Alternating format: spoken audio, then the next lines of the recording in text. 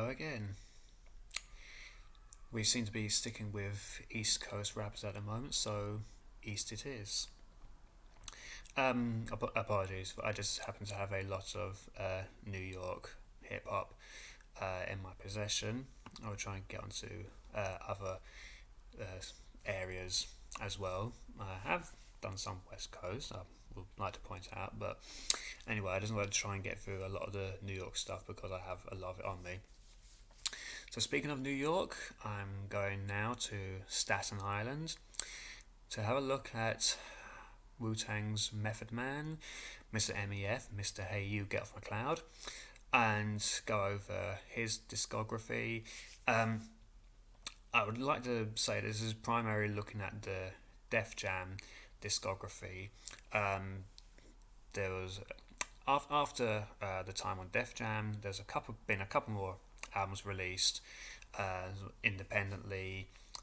The Meth Lab series, Meth Lab currently 1 and 2. Um, I guess I can kind of add those to the rankings. So if we go make that 6 to 1. The first Meth Lab would be number 6, and Meth Lab 2 at number 5. I say this because Meth Lab, the first one came out, 2015, I believe, was kind of playing on a lot of the Breaking Bad and similar TV shows to that stuff. So it was more of a collaborative project as well between Method Man, Street Life, and Hands On. Method Man and Street Life have always had decent chemistry together.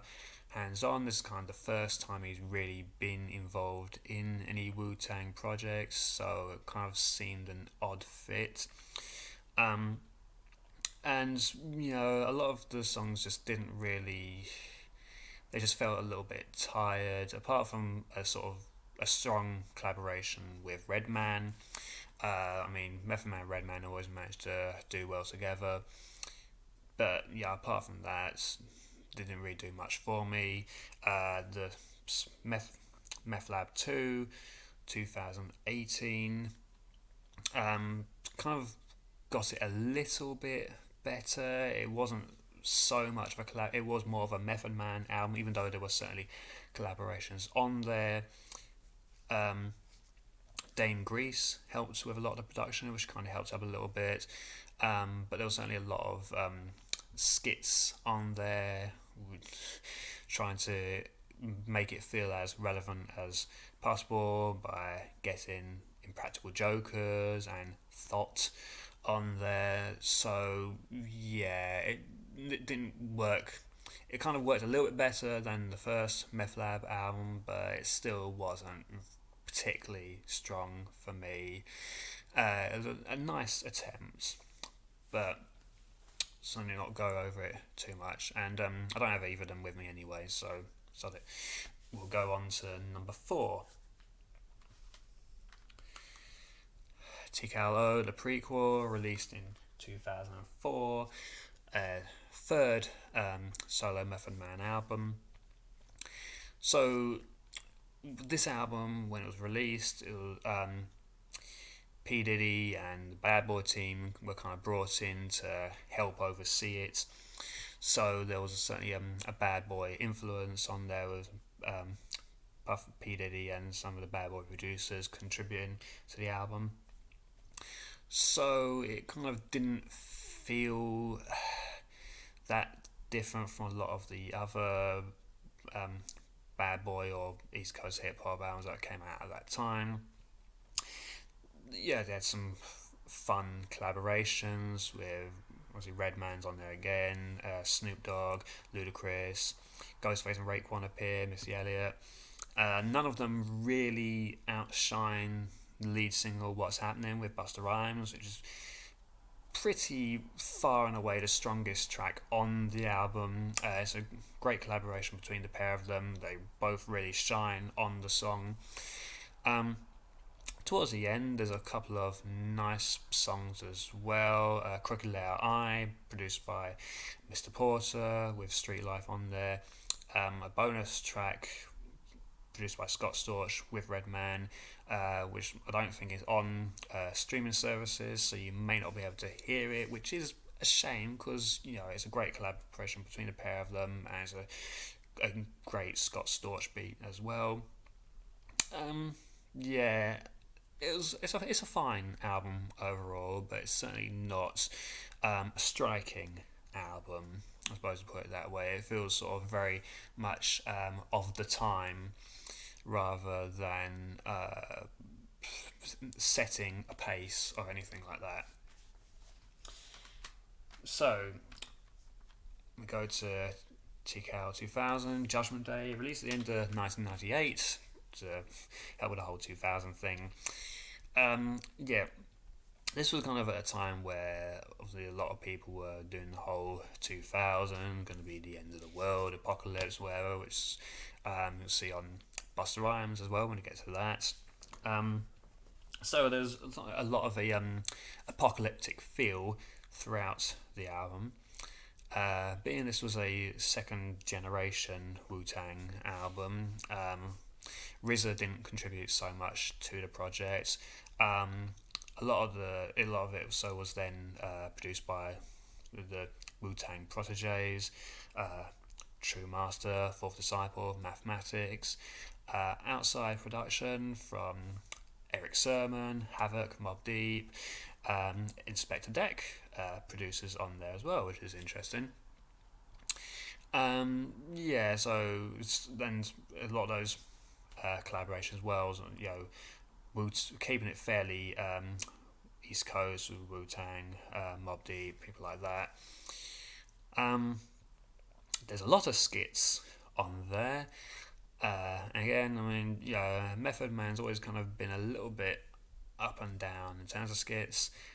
Donald Trump makes an appearance in a skit, which, if that says anything about the future of American politics, this also means we're going to be having presidential runs from Chris Rock, Janet Jackson, and Bishop Don Magic One. The skits do kind of drag a bit. There's the skit with Chris Rock is fairly amusing. Other than that, the skits don't do that much to the album, which has already got several tracks to it as it is. So including the skits, it's 28 tracks long, and it feels it. So I mean, in a lot of ways, it is it carries on the Tikal style from the debut album, but there is a lot to get through on it. You kind of better just picking out tracks from the album if you don't want to listen to the thing the whole way through, because that's a struggle. And it's only because it maintains a lot of the gritty style Wu-Tang were doing at the time. It's kind of the only reason why it pips the prequel. Otherwise, the two are kind of together. And don't get me wrong, certainly the style of music on the album, with its eeriness, apocalyptic, mixed with the grimy, gritty New York style, does work well. Even when you get a little change up towards the end with the D'Angelo collaboration, makeups to breakups to makeups. But yeah, it certainly feels like the apocalypse is going to happen, and if that's the last thing you're going to hear before it happens, I guess it's just a way to kind of prolong the inevitable, make it last as long as possible before the apocalypse actually happens. It's fine. It's fine. It's not amazing though.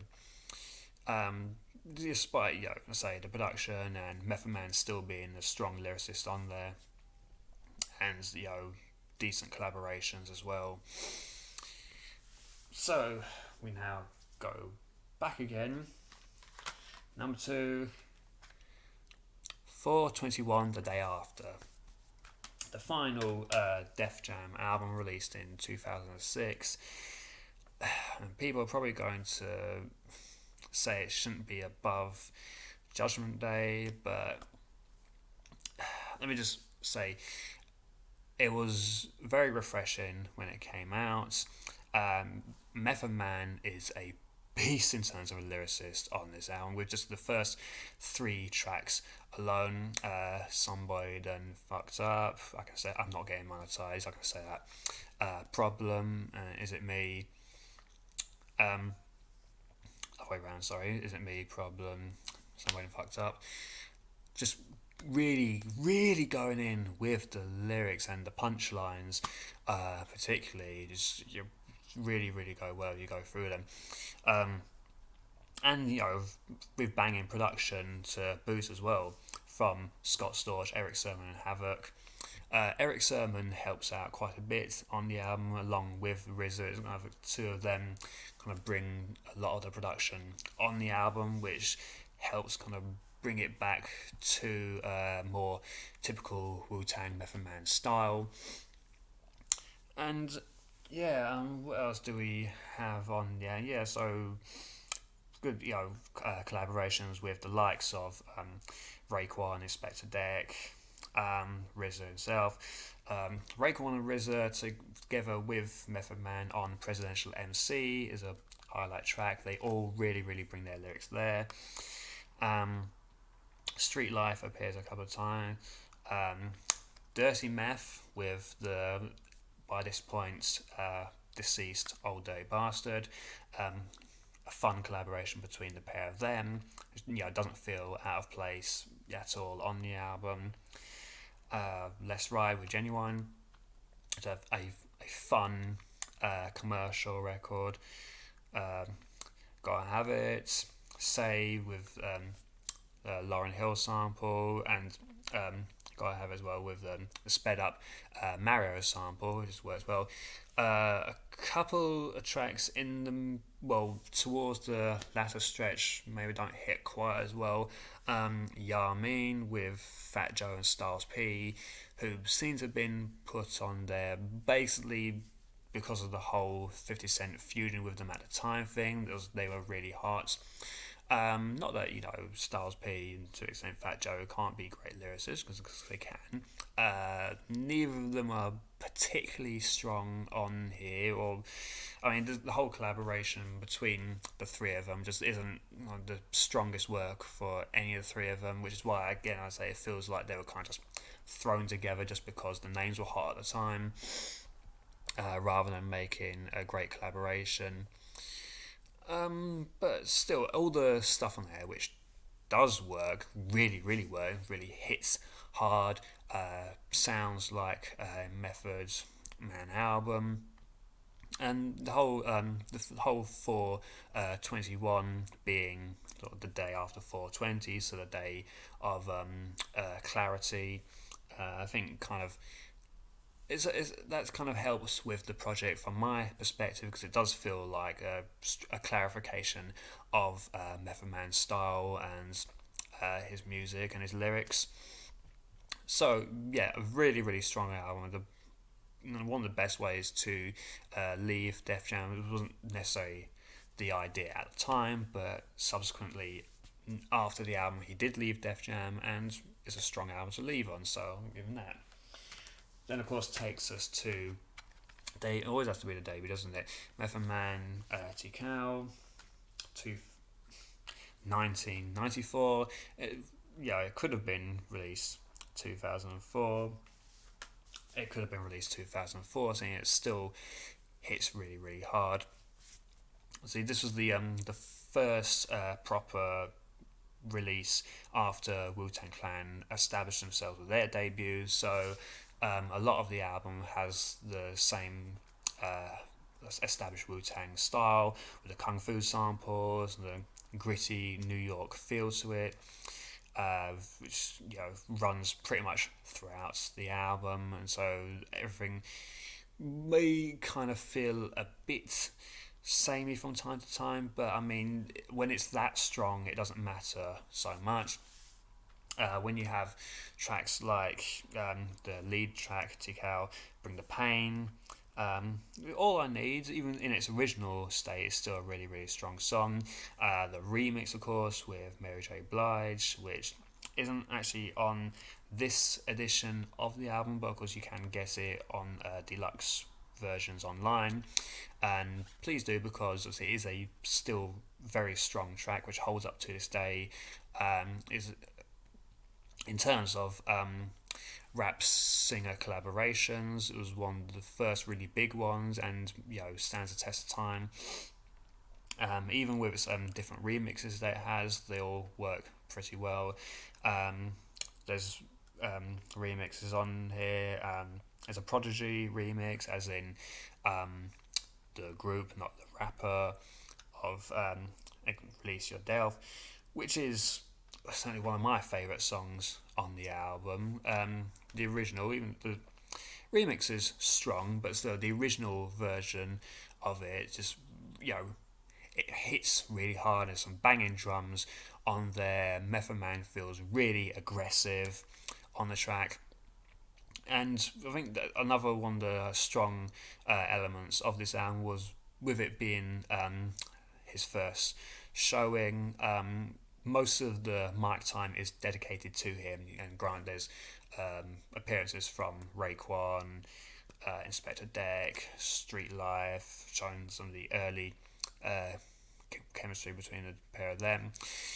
But the majority of the album is Method Man showing himself, establishing his style with his rugged nature, his pop culture references, great punchlines. Just a strong mid 90s hip hop album, strong East Coast album.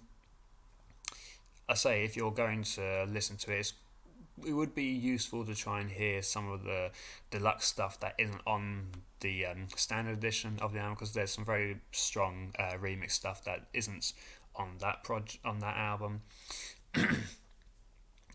But still, again, a very strong discography all in all. I definitely feel it's better to check out the Def Jam albums than the Meth Lab albums, but I mean, still give them a go if you feel, because there's definitely stuff on there that if you like Method Man, you will enjoy. That's